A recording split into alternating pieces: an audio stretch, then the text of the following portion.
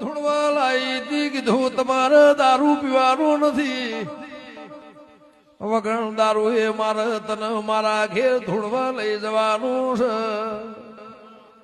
એ કે મને દારૂ વગર દીપો આવતી નહીં એ વાત 17 વર્ષ થઈ ગયો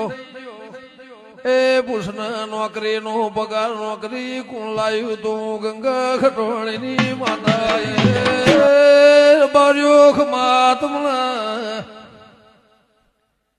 ધોળના દેવ થાજી જાહ વેણ ખોળનાર મળશે નહીં